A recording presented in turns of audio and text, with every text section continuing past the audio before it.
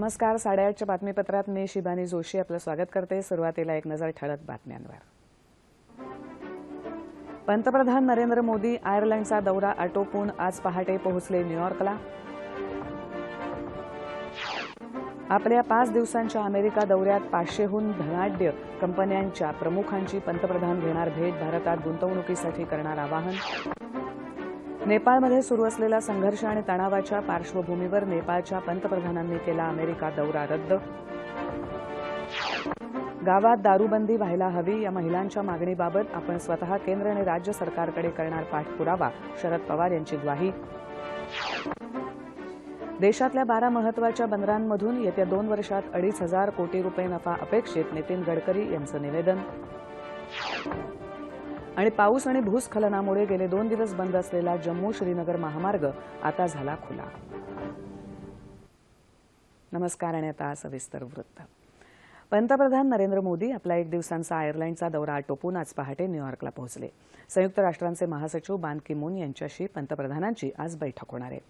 आपला 5 दिवसांच्या अमेरिका दौऱ्यात ते फॉर्च्यून 500 या धनाढ्य बहुराष्ट्रीय कंपन्यांच्या प्रमुखांच्या भेटी घेणार आहेत. या भेटीमध्ये ते भारतात गुंतवणूक करण्यासाठी या कंपन्यांना आमंत्रित करणार आहेत. पंतप्रधान पदाची धुरा सांभाळल्यानंतर त्यांचा हा दुसरा अमेरिका दौरा आहे. संयुक्त राष्ट्रांच्या शाश्वत विकास शिखर परिषदेत उद्या पंतप्रधानांचं भाषण होणार आहे. G4 राष्ट्रांच्या शिखर परिषदेला शनिवारी ते संबोधित करतील.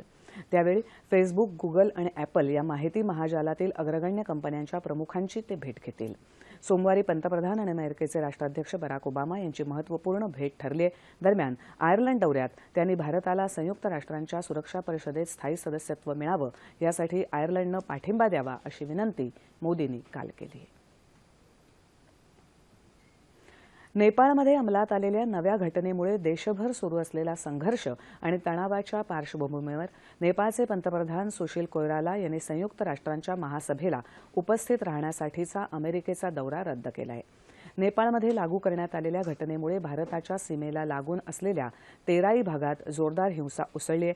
नव्या घटनेत योग्य स्थान मिळालं नसल्यामुळे नाराज झालेल्या मघेशी आणि इतर गटांशी चर्चा करण्यासाठी त्यांनी अमेरिकेचा दौरा रद्द केला आहे.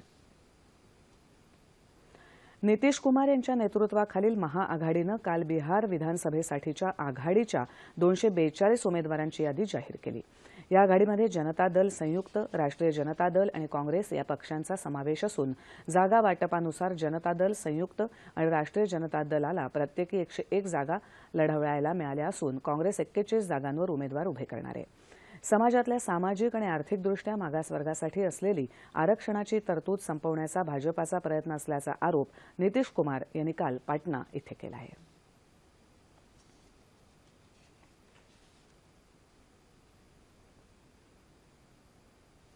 विद्यार्थ्यांच्या शाळेच्या दप्तराचं वजन स्पष्टपणे दर्शवणारं परिपत्रक 1 महिन्यात जारी करण्याचे निर्देश मुंबई उच्च न्यायालयानं राज्य शासनाला दिले आहेत. शक्य असल्यास शाळांनी विद्यार्थ्यांना लॉकर्सची सुविधा पुरवावी असंही न्यायालयाच्या खंडपीठानं म्हटलं आहे. विद्यार्थ्यांच्या दप्तराचं वाढतं ओझं आणि त्यांचं विद्यार्थ्यांच्या आरोग्यावर होणारे विपरीत परिणाम या संदर्भातील जनहित याचिकेवरील सुनावणीदरम्यान न्यायालयानं सरकारला फटकारलं आहे. या प्रकरणी राज्य शासनानं समितीची स्थापना केली होती. राज्यातील 10 वर्षाखालील जवळपास 60% विद्यार्थ्यांना पाठीच्या कण्याचे आजार असल्याचं या समितीनं म्हटलं होतं. त्यावर या समितीच्या शिफारसीची परिणामकारक अंमलबजावणी करण्यासाठी प्रत्येक शाळेनं अधिकाऱ्यांची नियुक्ती करावी असे आदेश न्यायालयानं दिले आहेत. शेतकऱ्यांच्या आत्महत्येबाबत सखोल अभ्यास करून यावर काय उपाययोजना करता येतील याचा अहवाल राष्ट्रवादी काँग्रेस शासनाकडे देणार असल्याचं शरद पवार यांनी पत्रकार परिषदेत सांगितलं. पवार यांनी यवतमाळ जिल्ह्यातल्या पिंपरी बुटी बोथबोडन इथल्या आत्महत्याग्रस्त शेतकऱ्यांच्या कुटुंबियांची भेट घेऊन त्यांचं सांत्वन केलं. त्यानंतर ते बातमीदारांशी बोलत होते. गावामध्ये दारूबंदी व्हायला हवी तसंच शेतकऱ्यांना संपूर्ण कर्जमाफी देण्यात यावी या गावकरी आणि विधवा महिलांच्या मागणीबाबत आपण स्वतः केंद्र आणि राज्य सरकारकडे पाठपुरावा करू अशी ग्वाही पवार यांनी यावेळी दिली. आरक्षणाचा मुद्दा संवेदनशील असल्यामुळे आरक्षणाच्या धोरणाचा फेर आढावा किंवा तो रद्द करण्याचं धोरण पक्ष कधीही स्वीकारणार नाही असं पवार यांनी यावेळी सांगितलं. देशातल्या 12 महत्त्वाच्या बंदरांमधून येत्या 2 वर्षात 2,500 कोटी रुपये नफा अपेक्षित आहे अशी माहिती केंद्रीय जलवाहतूक आणि दळणवळण मंत्री नितीन गडकरी यांनी दिली आहे. नवी दिल्लीत आयोजित पत्रकार परिषदेत ते बोलत होते. जहाज उद्योग आणि जलवाहतूक क्षेत्रातून देशाच्या सकल राष्ट्रीय उत्पन्नात किमान 1% भर पडू शकेल असा विश्वास गडकरी यांनी यावेळी व्यक्त केला. बंदर आधुनिकीकरणाची सरकारची योजना तयार असल्याचं त्यांनी सांगितलं. यामुळे 2018 पर्यंत या बंदरांची क्षमता 100 दशलक्ष टनांनी वाढेल असंही गडकरी यावेळी म्हणाले. राज्य शासन आदिवासींच्या विकासासाठी मोठ्या प्रमाणात निधी उपलब्ध करून देत असून त्याचा जास्तीत जास्त लाभ आदिवासींनी घ्यावा असं आवाहन आदिवासी विकास मंत्री विष्णू सावरा यांनी केलं आहे.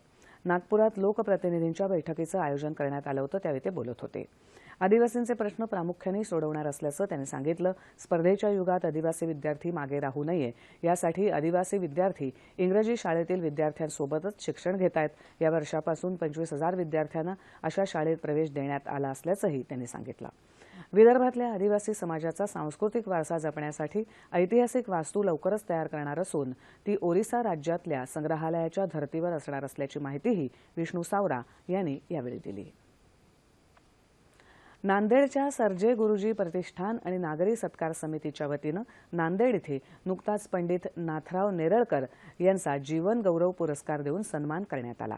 यावेळी ज्येष्ठ साहित्यिक प्राध्यापक लक्ष्मीकांत तांबोळी यांनी शास्त्रीय संगीतातले ज्येष्ठ गायक नेरळकर यांच्या कार्याचा गौरव करून शास्त्रीय संगीतात त्यांनी नांदेडचा नावलौकिक सर्वदूर पोचवल्याचे गौरवोद्गार काढले. यावेळी माजी मंत्री डी.पी. सावंत, स्वामी रामानंद तीर्थ मराठवाडा विद्यापीठाचे कुलगुरू डॉ. पंडित विद्यासागर यांनी आपलं मनोगत व्यक्त केलं. तर नेरळकर यांनी आपल्या शास्त्रीय संगीताच्या प्रवासातल्या अनेक आठवणींना यावेळी उजाळा दिला. अरे लुळा पांगळा गाणे होण्यासाठी लागे गंधर्वाचा गळा. मी चांद झेल नाग, मी चांद झेल नाग, पदरात त्या ठिकाणी मी चांद झेल नाग, पदरात त्या ठिकाणी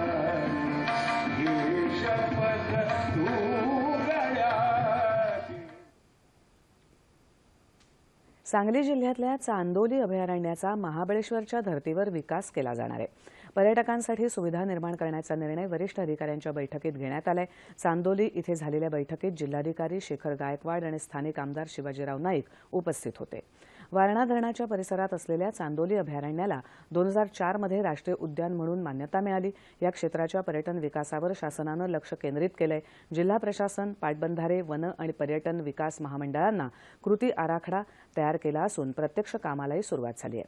पर्यटकांसाठी टेंट अर्थात छावण्यातून तात्पुरती निवास व्यवस्था करण्यात आली असून धरणाच्या पाण्यात बोटिंगची सोयही करण्यात आली आहे. तसंच जंगलातून सफर करण्यासाठी सुरक्षित वाहनांची व्यवस्थाही करण्यात आली आहे. भातुकलीचा खेळ म्हणजे लहान मुलींच्या जीवनातला एक अविभाज्य घटक. काळाच्या ओघात आणि आजच्या संगणकीय युगात मुलींना या भातुकलीच्या खेळाचा विसर पडत चाललेला दिसतोय. नव्या पिढीला या खेळाची ओळख व्हावी यासाठी ठाणे जिल्ह्यातल्या डोंबिवली इथल्या टिळकनगर सार्वजनिक गणेशोत्सव मंडळानं आठवणीतील भातुकली या नावानं भातुकलीच्या खेळण्यांच्या प्रदर्शनाचं आयोजन केलंय. या खेळाचं जतन केलंय पुण्याच्या विलास करंदीकर यांनी. अनेक वर्षाच्या अथक प्रयत्नातून करंदीकर यांनी या खेळाशी निगडीत सुमारे 3000 वस्तूंचा आणि 50 पुरातन खेळांचा संग्रह केलाय. यातल्या बऱ्याचशा वस्तू आजच्या तरुण पिढीला माहिती नाहीत, त्या वस्तू नावासह प्रदर्शनात मांडण्यात आल्या आहेत. प्रदर्शनातच या वस्तूंचा इतिहास, किस्से, अनुभव याचीही सखोल माहिती करंदीकर प्रेक्षकांना करून देत असतात.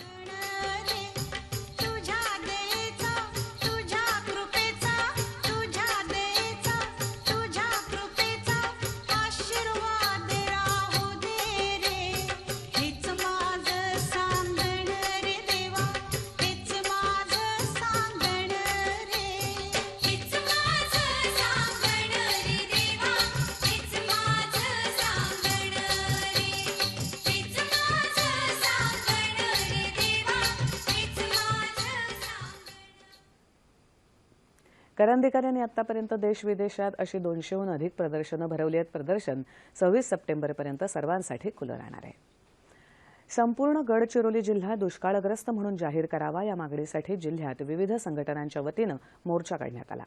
भारतीय कम्युनिस्ट पक्ष, भारत जन आंदोलन आणि भारिप बहुजन महासंघ यामध्ये सहभागी झाले होते. जिल्ह्यातल्या शेतकऱ्यांना एकरी 25,000 रुपये नुकसान भरपाई द्यावी, शेतकऱ्यांचं संपूर्ण कर्ज आणि वीज बिलं माफ करावी अशा मागण्या यावेळी करण्यात आल्या. राज्य सरकारनं नुकत्याच घोषित केलेल्या दुष्काळग्रस्त तालुक्यांमध्ये गडचिरोलीमधल्या अहेरी आणि एटापल्ली तालुक्यांचा समावेश करण्यात आलाय. मात्र संपूर्ण जिल्हाच दुष्काळग्रस्त घोषित करावा अशी मागणीही करण्यात आली. अकोला जिल्ह्यातील अकोला ते शेगाव मार्गावरील डाबकी, गायगाव, निमकरदा, अडोप्री, कडोप्री अशा गावांमध्ये नागरिक उघड्यावर शौचाला बसतात याचा अनुभव अकोल्याचे जिल्हाधिकारी जी श्रीकांत यांनी घेतल्यानंतर स्वच्छ भारत अभियानाची प्रभावी अंमलबजावणी करण्याचे निर्देश त्यांनी जिल्हा परिषद प्रशासनाला दिले. त्यानंतर जिल्हा परिषदेनं ग्रामसभेचं आयोजन केलं, तसंच स्वच्छता फेरीही काढली आणि लोकांमध्ये जागृती निर्माण केली. त्यानंतर जिल्हाधिकारी जी श्रीकांत आणि मुख्य कार्यकारी अधिकारी एम देवेंद्र सिंग यांच्या हस्ते स्वच्छतागृहाचं भूमिपूजनही इथे करण्यात आलं.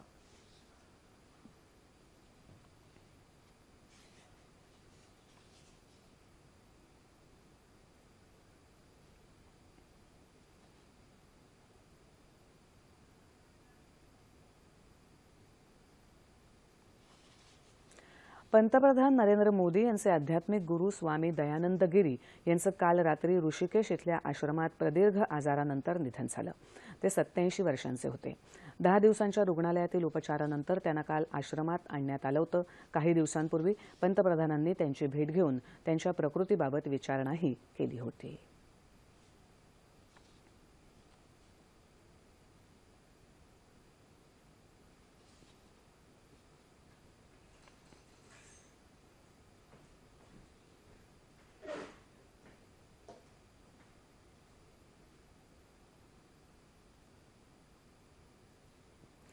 पाऊस आणि त्यानंतर भूस्खलनामुळे गेले 2 दिवस बंद असलेला जम्मू श्रीनगर महामार्ग काल खुला करण्यात आला. 300 किलोमीटरच्या या महामार्गावर अनेक ठिकाणी दरडी कोसळल्यामुळे 21 तारखेपासून तो बंद करण्यात आला होता. दरम्यान झेलम नदीच्या पाण्याच्या पातळीत सतत वाढ होत असल्यामुळे सखल भागात राहणाऱ्या नागरिकांना सतर्कतेचा इशारा देण्यात आलाय. गेल्या 3 दिवसापासून सुरू असलेल्या संततधार पावसामुळे दक्षिण काश्मीरमध्ये झेलमच्या पाण्याच्या पातळीची 22 फूट तर मध्य काश्मीरमध्ये 18 फूट इतकी नोंद झाली आहे.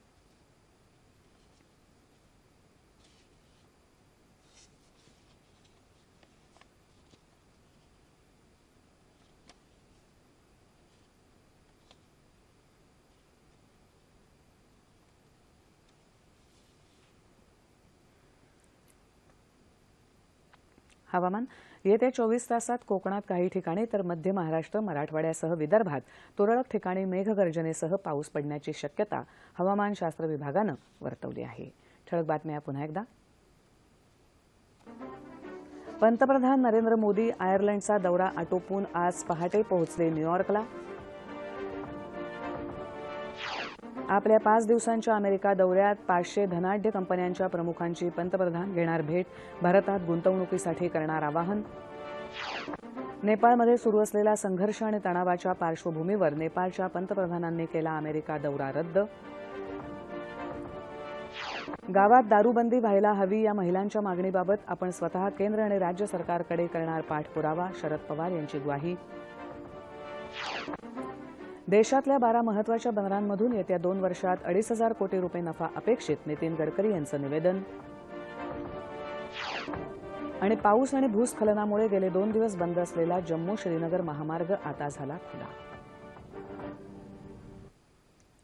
याबरोबरच हे बातमीपत्र संपलं. पुन्हा भेटूया दुपारी 2:30 वाजता सह्याद्री वाहिनीवर.